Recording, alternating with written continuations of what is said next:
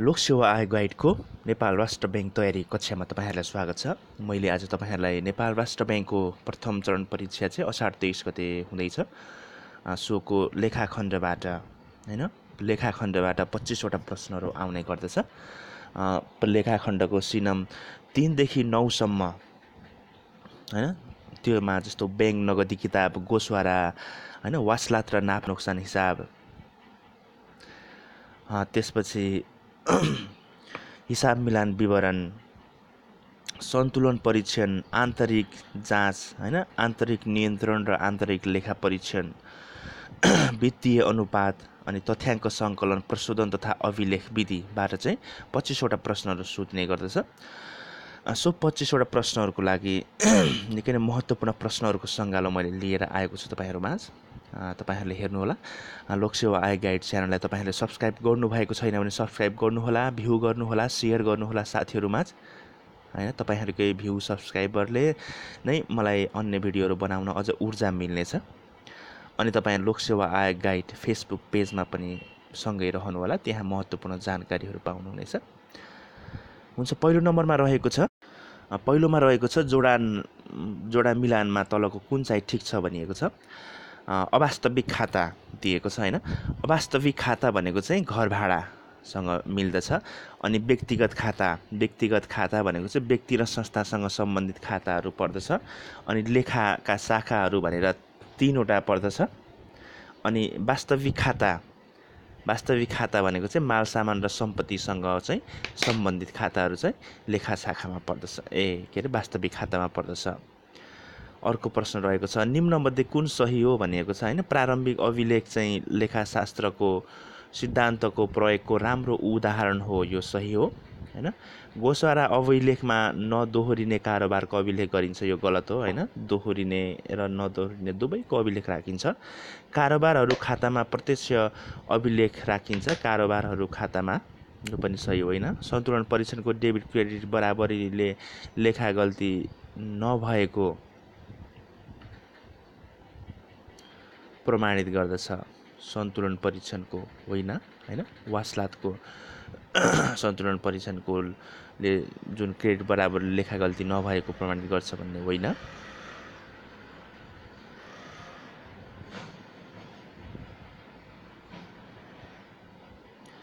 अर्को रहेको छ जोडा मिलान। सम्पत्ति बिक्री, खरिद, नगद राशकट्टी दिएको छ। अनि यता सहायक पुस्तिका, गोसवारा अभिलेख, अनि नगद पुस्तिका र खर्च खाता दिएको छ। यसमा चाहिँ सम्पत्ति बिक्री चाहिँ गोसवारा अभिलेखमा राखिन्छ। अनि त्यसपछि खरिद सहायक पुस्तिकामा राखिन्छ। त्यसपछि नगद चाहिँ नगद पुस्तिकामा नै राखिन्छ।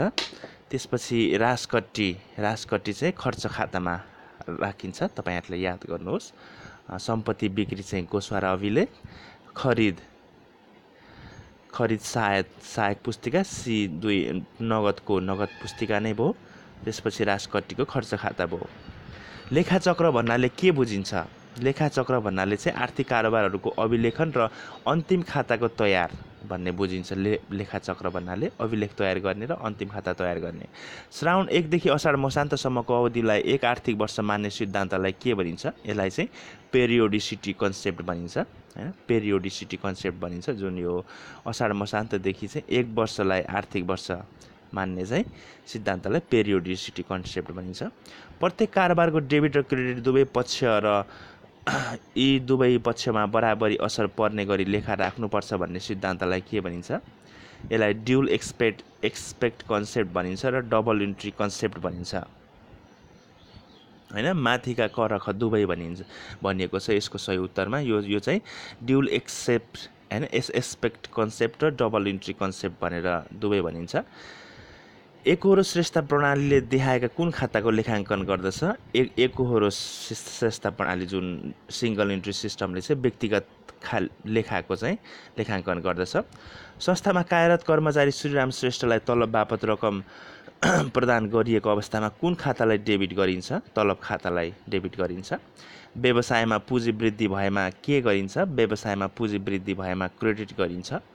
निम्नमध्ये कुन चाहिँ लेखा प्रक्रियाको अन्तिम चरण हो लेखा प्रक्रियाको अन्तिम चरण चाहिँ वित्तीय सूचनाहरूको चाहिँ वर्गीकरण गर्नु चाहिँ लेखा प्रक्रियाको अन्तिम चरण हो। तलका मध्ये कुन चाहिँ अवास्तविक खाता अन्तर्गत पर्दछ? अवास्तविक खाता अन्तर्गत चाहिँ ज्याला खाता पर्दछ हैन। अवास्तविक खाता व्यवसायको आम्दानी र खर्च सम्बन्धी कारोबारको लेखा राख्नको लागि प्रयोग गरिने खातालाई के भनिन्छ? व्यवसायको जुन आम्दानी र खर्च सम्बन्धी कारोबारको लेखा राख्नको लागि प्रयोग गरिने खातालाई चाहिँ अवास्तविक खाता भनिन्छ। यहाँ अर्को पनि जोडा मिलान रहेको छ। तलको कुन चाहिँ ठिक छ भनिएको छ? बैंक खाता, नेपाल टेलिकम खाता, तलब खाता र वासलात हैन। बैंक खाता भनेको चाहिँ वास्तविक खाता हो हैन। त्यसपछि नेपाल टेलिकम खाता भनेको चाहिँ व्यक्तिगत खाता हो। त्यसपछि तलब खाता भनेको चाहिँ अवास्तविक खाता हो। अनि वासलात भनेको चाहिँ अन्तिम प्रतिवेदन हो हैन। वासलात सन्तुलन परीक्षण भनेको चाहिँ अन्तिम प्रतिवेदन हो। देखाएका कुन गलत छ भनिएको छ हैन। देखाएका चाहिँ सम्पत्ति बराबर पुँजी माइनस दायित्व होइन हैन। यो चाहिँ गलत छ, यो इक्वेसन चाहिँ गलत छ। नगद पुस्तिकाको प्रकार देखाएका कुन होइन भनिएको छ। नगद पुस्तिकाको प्रकार चाहिँ देखाएका मध्ये 4 महलीय नगद पुस्तिका चाहिँ यो चाहिँ होइन, यो हुँदैन हैन। नगद पुस्तिकाको प्रकारमा चाहिँ 4 महलीय नगद पुस्तिका हुँदैन। नगद र छुट कारोबारको अभिलेख राख्ने पुस्तिकालाई के भनिन्छ? नगद र छुट कारोबारको अभिलेख राख्ने पुस्तिकालाई चाहिँ 2 महलीय नगद पुस्तिका भनिन्छ। 2 महलीय नगद पुस्तिका। कुनै एउटा कारोबारले बैंक र नगद महलीय नगद पुस्तिकाको डेबिट र क्रेडिट पक्षमा असर गर्दछ भन्ने त्यस्तो कारोबारलाई के भनिन्छ? त्यस्तो कारोबारलाई कन्ट्रा इन्ट्री भनिन्छ हैन। जब बैंक र नगद महलीय नगद पुस्तिकाको चाहिँ डेबिट क्रेडिट दुवै पक्षलाई चाहिँ प्रभाव पार्दछ त्यो कारोबारले भने चाहिँ त्यसलाई कन्ट्रा इन्ट्री भनिन्छ। र इन्ट्री गर्दा पनि यसलाई कन्ट्रा इन्ट्री नै अप्सनमा गएर गरिन्छ हामीले सफ्टवेयरहरूमा।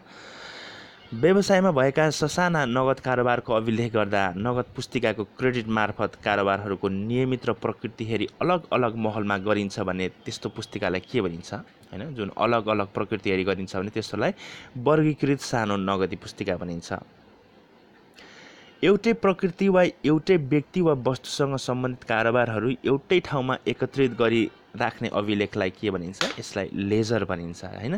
जस्तो एउटै व्यक्तिसँगको कारोबार तर भिन्न भिन्नै प्रकृति हैन। जस्तो एउटै प्रकृतिकै एउटै व्यक्तिसँग चाहिँ वा वस्तुसँग चाहिँ भएका धेरै कारोबारहरू हैन, भएका धेरै भिन्न कारोबारहरू चाहिँ एउटै ठाउँमा एकत्रित गरी राख्ने अभिलेखलाई चाहिँ लेजर भनिन्छ।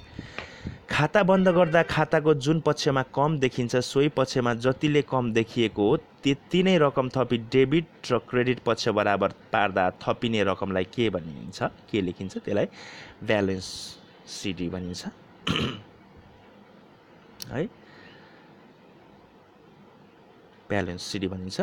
व्यक्तिगत खातामा डेबिट ब्यालेन्स देखिएमा त्यसलाई के भनिन्छ? व्यक्तिगत खातामा चाहिँ डेबिट ब्यालेन्स देखिएमा त्यसलाई आसामी भनिन्छ। अवास्तविक खातामा क्रेडिट ब्यालेन्स देखिएमा त्यसलाई के भनिन्छ? त्यसलाई आम्दानी भनिन्छ।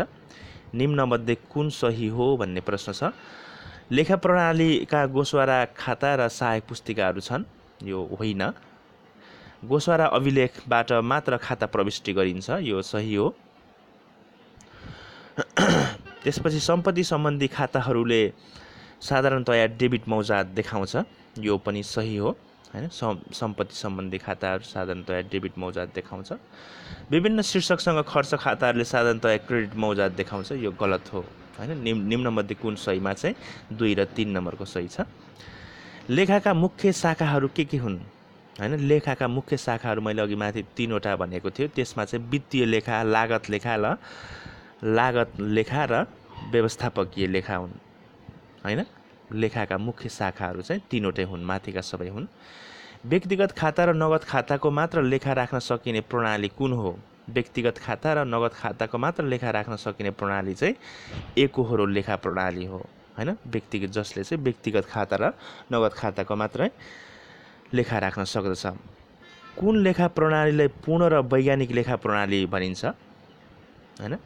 दोहोरो लेखा प्रणाली, डबल इन्ट्री सिस्टमलाई चाहिँ पूर्ण र वैज्ञानिक लेखा प्रणाली भनिन्छ। कारण यसले चाहिँ दुवै पक्षमा हैन, डेबिट क्रेडिट दुवै पक्षमा चाहिँ प्रभाव पारेको शीर्षकहरूमा चाहिँ यसको अभिलेख राख्ने काम गरिन्छ।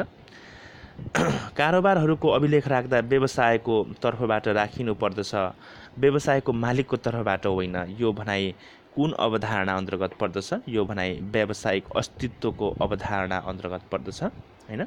जस्तो कारोबार अभिलेख राख्दा चाहिँ व्यवसायको तर्फबाट, कम्पनीको तर्फबाट राख्नु पर्दछ, कुनै चाहिँ मालिकको तर्फबाट होइन हैन।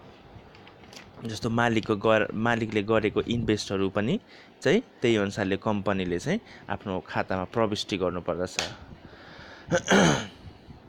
व्यवसायको सम्पत्ति र दायित्वलाई अल्पकालीन र दीर्घकालीन रूपमा विभाजन कुन अवधारणा अन्तर्गत पर्छ? यो चाहिँ निरन्तर अवधारणा अन्तर्गत पर्दछ, जुन व्यवसायको सम्पत्ति र दायित्वलाई चाहिँ अल्पकालीन र दीर्घकालीन रूपमा विभाजन चाहिँ निरन्तरताको अवधारणा अन्तर्गत गर्दछ। लेखापारण अन्तर्गत कस्ता कारोबारहरूलाई अभिलेख राखिन्छ? आर्थिक कारोबारहरूलाई अभिलेख राखिन्छ। तिर्न बाँकी ज्यालालाई कुन खातामा राखिन्छ? बाँकी ज्याला खातामा राखिन्छ। माफ गर्नुहोस्। उधारो कारोबार बापत रकम प्राप्त गर्न बाँकी देखिएको व्यक्तिलाई के भनिन्छ? आसामी भनिन्छ। व्यवस्थापनलाई सहयोग पुग्ने गरी लेखात्मक सूचना प्राप्त गर्नु, विश्लेषण गर्नु, निर्णय गर्नु र व्याख्या गर्ने लेखालाई के भनिन्छ? व्यवस्थापकीय लेखाङ्कन भनिन्छ। यहाँ अर्को पनि रहेको छ, जोडा मिलाऊ। लेखा अभिलेख, लेखा अवधि, मौद्रिक कारोबार र दोहोरो लेखा प्रणाली भनेर दिएको छ। यसमा लेखा अभिलेख भनेको चाहिँ कारोबारको सङ्कलन, अभिलेख गर्ने र वर्गीकरण गर्ने काम हो। त्यसपछि लेखा अवधि भनिएको छ। लेखा अवधि भनेको 12 महिना हो। त्यसपछि मौद्रिक कारोबार भनेको छ। मौद्रिक कारोबार भनेको चाहिँ ब्याङ्कबाट नगद झिक्नुसँग मिल्दछ।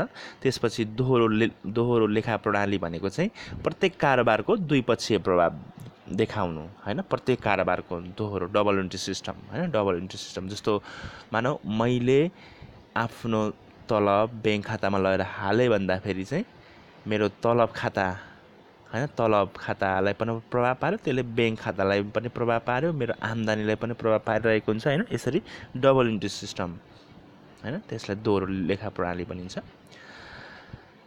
त्यसपछि डर खाता बही प्रमुख खाता बही हो भनेको छ। खरिद तथा बिक्री खाता बही चाहिँ प्रमुख खाता बही हो। यहाँ अर्को पनि जोडा मिलाउ रहेको छ। दोहोरो लेखा प्रणाली, एकहोरो लेखा प्रणाली, दोहोरो लेखा प्रणाली र नाफा भनेको छ। पहिलो दोहोरो लेखा प्रणालीको चाहिँ ल्युका पेसियोले जुन चाहिँ अवधारणा हो। त्यसपछि एकहोरो लेखा प्रणाली चाहिँ अङ्कगणितीय शुद्धताको जाँच गर्न चाहिँ नसक्नु, गाह्रो हुनु। त्यसपछि आएर फेरि दोहोरो लेखा प्रणाली भनिएको छ। दोहोरो लेखा प्रणालीको चाहिँ प्रत्येक कारोबारको द्विपक्षीय प्रभाव देखाइ लेखा राख्नु चाहिँ दोहोरो लेखा प्रणाली हो। अर्को नाफा भनिएको छ। नाफा चाहिँ कुल खर्चभन्दा आम्दानी बढी हुनुलाई चाहिँ नाफा भनिन्छ। हुन्छ, यसमा मैले लेखा सम्बन्धीको महत्त्वपूर्ण प्रश्नहरू लिएर आएको छु। तपाईँहरूको आउँदै गरेको असार 23 गतेको नेपाल राष्ट्र ब्याङ्कको परीक्षा सहयोगी म यही लेखा सम्बन्धी अर्को भाग पनि लिएर आउनेछु। तपाईँहरूले हेर्नुहोला, टिपोट गर्नुहोला, याद गर्नुहोला। हुन्छ, तपाईँहरूले लोकसेवा आयोग गाइड च्यानललाई पनि सब्सक्राइब गर्नुहोला।